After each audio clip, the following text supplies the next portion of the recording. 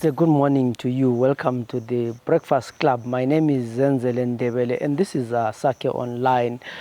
The last year has seen consistent lockdowns because of the coronavirus and the COVID-19 pandemic. But with the lockdown comes human rights abuses.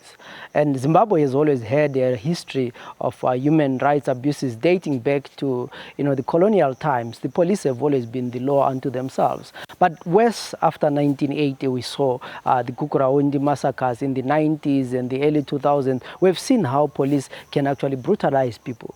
The removal of Mugabe in 2017 signaled a new beginning to some people. There were people who were hopeful that maybe things were going to turn for the better, but that was not the case.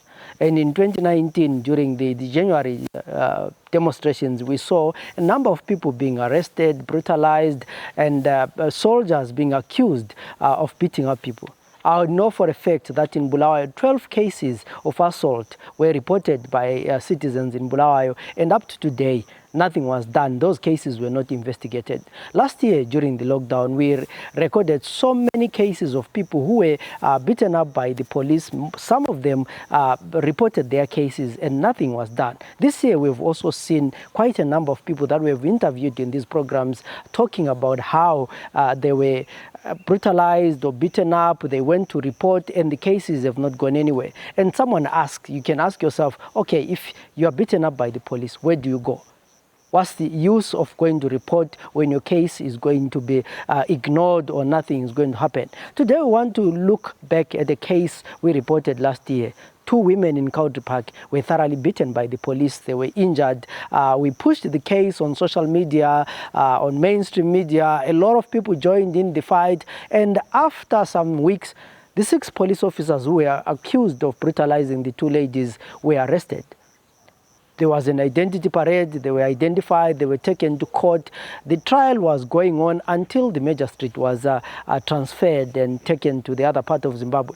And ever since that time, nothing has been moving. They are not hearing anything. So it's almost 8 to 9 months, if not 10 months now, and the case is quiet.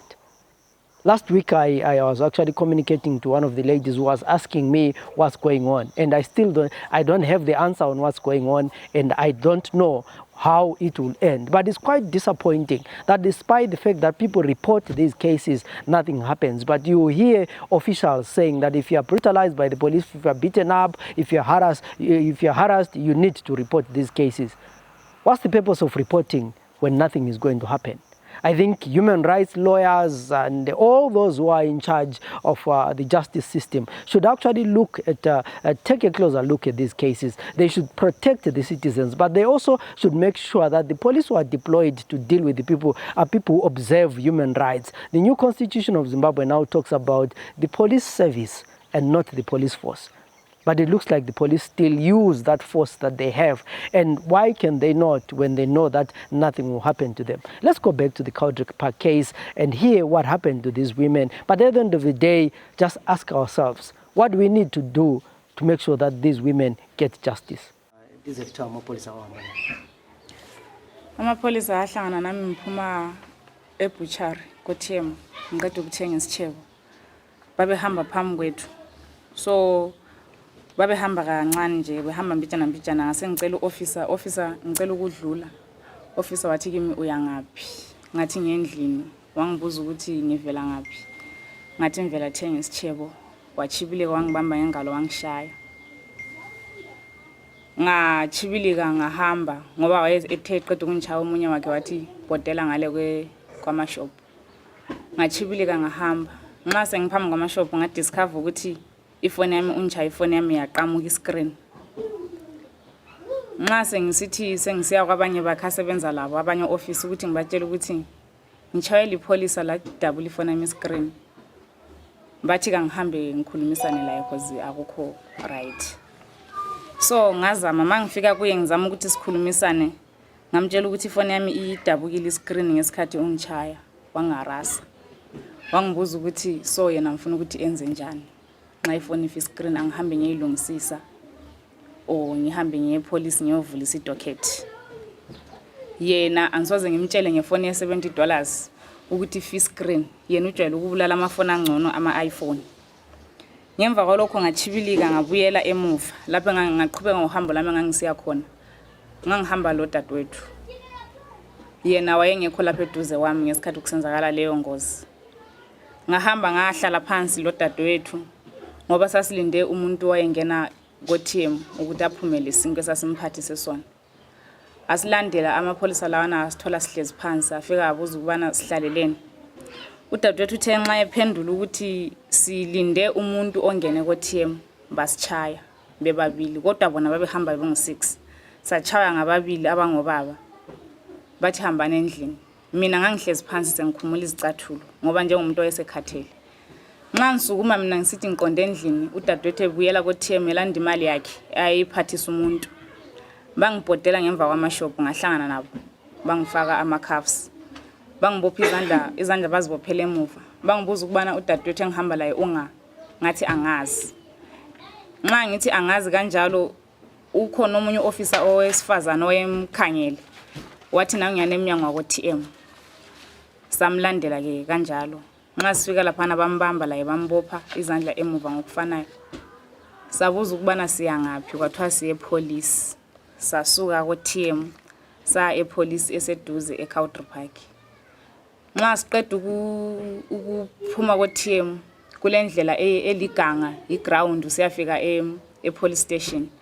Bahamba besihlalisa phansi njalo besichaya indlela yonke saye safika epolice station. Nxa kade sifike epolice station kwakule mota eyayipake phandle iquantum. Kwathiwa sihlale ngemva kwequantum liyana sahlala ngemva kwequantum liyana basichaya. Sasukuma sangeniswa phakathi. Nxa sifika phakathi bafika basingenisa phakathi besichaya. Besitshela ukubana amaNdebele ayazenzisa. Bona balabafazi abangcono ukudlula thina. So ukuthi sasiyenzeni asikwazi. Sachaywa kanjalo phakathi salaliswa epolice. Kwathiwa singaphumi masingafayindanga.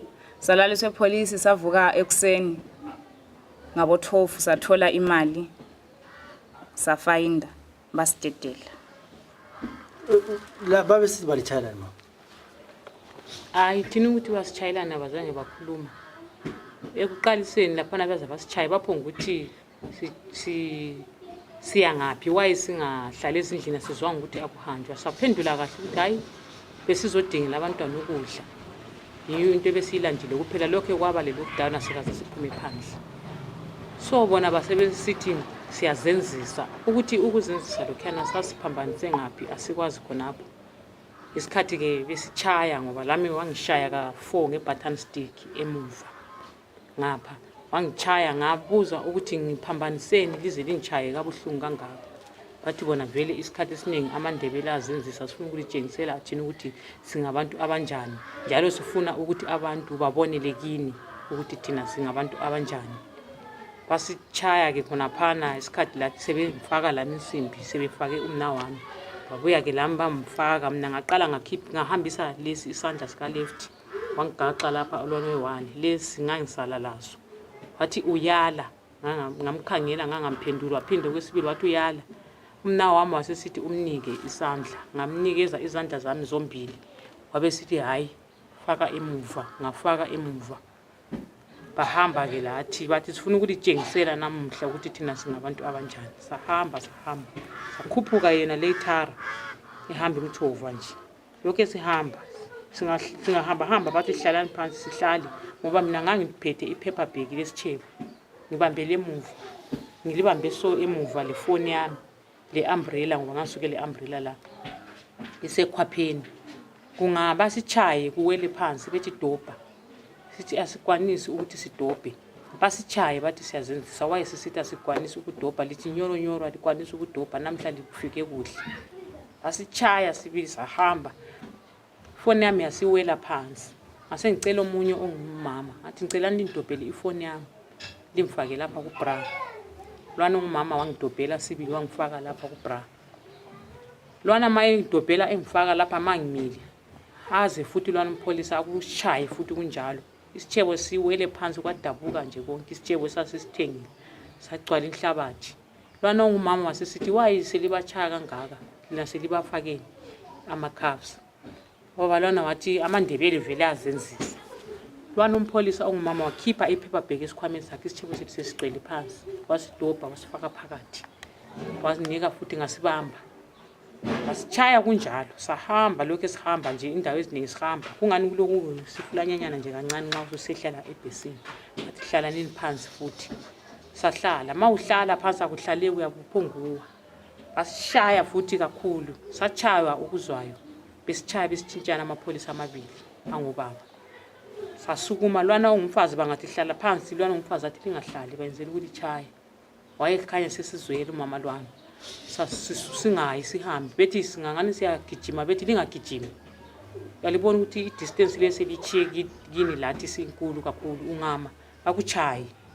Saze safika, bathi nxa bebona abantu nje, bangabona abantu abangani badlula basiyekile. Abantu bangangani badlula baqalise njalo ukusitshaya. Saze safika nje khona phana sesifike ebhesini. Ko lapha bafika basihlalisa khona phansi ngemva kwekhwantanga. Mina yime ngahlalayo, lo wayesezohlala. Basitshaya futhi lwana omunye wayeduze kwampholisa, lona omunye echaya lo. Bathi sukumanini, sasukuma sangena ebhesini. Afike ebhesini kwaphana basihlalisa nje njengalaphana. Sibotshiwe sinjalo. Basitshaya stereko, omunye echaya umnawo wami, omunye echaya mina, omunye echaya betshintshana amapulenye ibutton stick enye iqatha enye icakile. So babetshintshana, omunye athathe iqatha abhule, lwana ngadinwa ngeqatha tshintsha nike lo omunye abhule. So ngendlela engangikhangele ngayo umnawo wami ekhala, lami ngezwe inhliziyo yami sibuhlungu kakhulu, yanzisa ubuhlungu.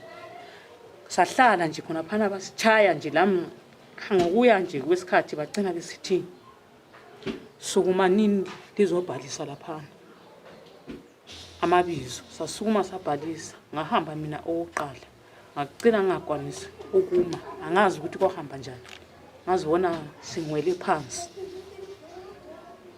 Omunye umpholisa wathi umama lo uyazenzisa, omunye wathi akazenzisi, osisi laba bachayo kakhulu. Ngahlala laphana ngiphansi cause ngasensizwa umoya wami usutshona, songani sowoma lapha.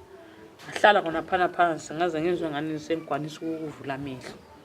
Lwana umpholisa wathi sukume lala ngale. Ngingakwanisa ukuhamba, ngakhasa ngamadolo. Ngahamba ngaphuka ngalala nje. Ngalala ngisisu cause kwakungahlaleki. Ngalala ngisisu nje. Umnawo wami la nje lokho ihlezi lapha eceleni. Sahlala khona phana, kuthe kubuya izihlobo zethu abanye abasebezile ukuthi sibotshiwe. Babuya laphana bezosikhangela ukuthi bezisisa ukuthi kuhambe njani. Sithe silaphana izihlobo zethu basingavunyelwa ukuthi sisukume siye kiwo, ngoba sasingakwanisa ukusukuma beze babhoda babuye kithi ewindini. So lo nguye ngani uyakhuluma labo, mina vele ngangingakwanisi lutho, ngilele phansi ngesisu. Wakhuluma labo, bebabuza ukuthi laba babotshelweni bathi kuthiwa yi-necessary movement. Basithi unnecessary movement lisemakrosi sesise ebhesini ngithi bali bophela emakrosi eCowdray Park. Yini lo dollar esemakrosi eCowdray Park? Asithi sodwa, kwakugcwele abantu, but phakathi komhlaba wonke abantu eCowdray Park bakhetha thina soyithu. Ngoba bayisithuka besithi siyazenzisa, mina iyiphu lakho leli liyambona ngani liyamangalisa, bethi lo ubona ngani ukuliqolo kwakho lokho kuncane kuyamangalisa, silabafazi abangcono thina ukudlula lina, but singakwazi ukuthi siphambaniseni khonapha.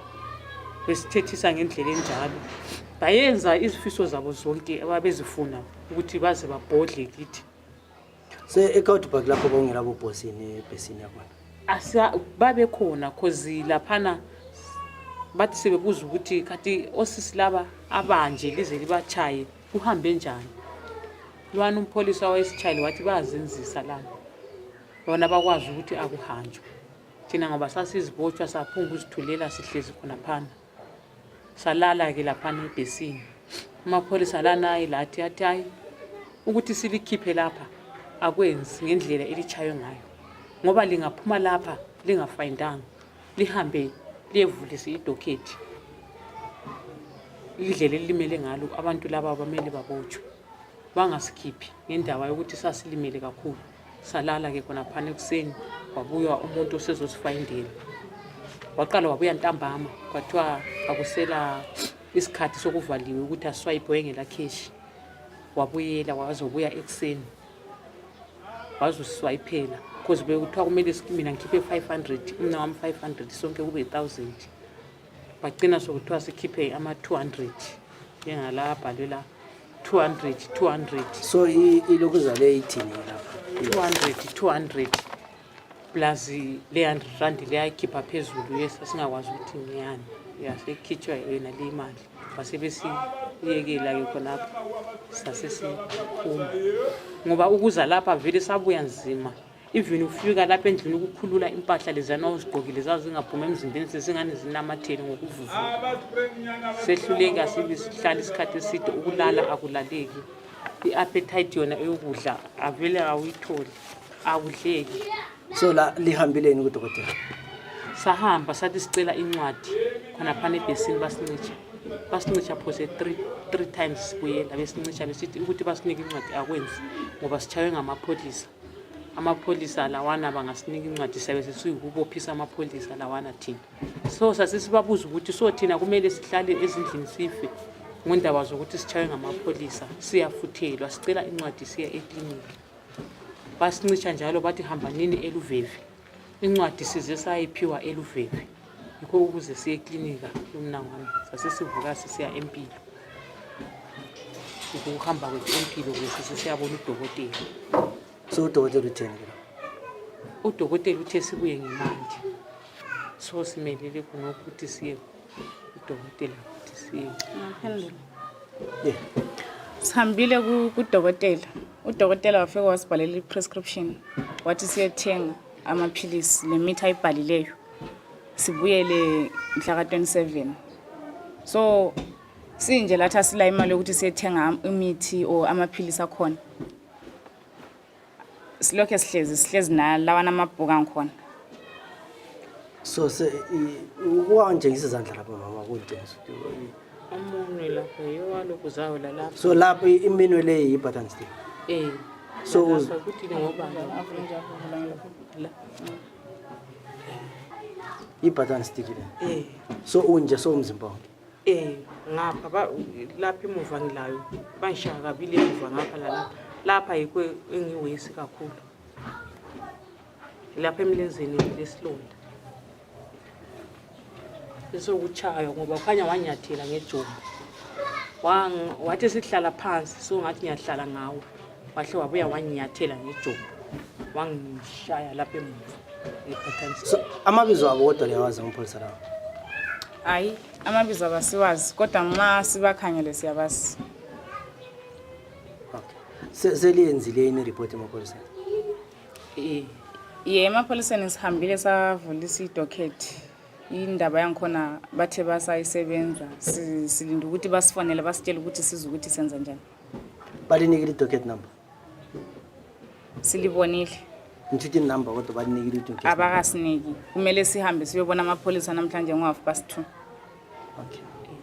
Wamfonile mina namhlanje ngu-officer in charge ngabo 10 wangibuza ukuthi phone ringa nga-answer wathi nginokuthula Mpofu ngathi wathi untombi zodwa Mpofu ukhatshana kunganani ngathi usendlini yakhe ama-86 wasesithi belingakwanisa yini ukuthi li-photocopy si-photocopy lawa ama-receipt lawo ukufayinda li-photocopy nga-2 lize lawo lizobona mina yimi engisebenza ngecala leni ukuze sibonisane ukuthi indaba yenu ihamba kanjani.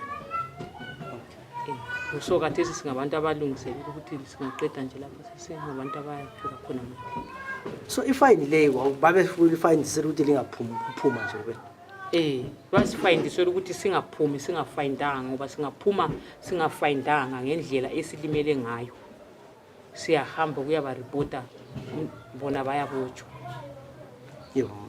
Ifine kunjalo ngoba bathi besitshela laphana kwathiwa i-unnecessary movement ine-fine $500. So mina ngokwami imali yakhona bengingalayo yokuthi ngifayinde. Kwase ukhanya ukuthi udadewethu unaye umuntu ozongikhiphela imali wamfayindela.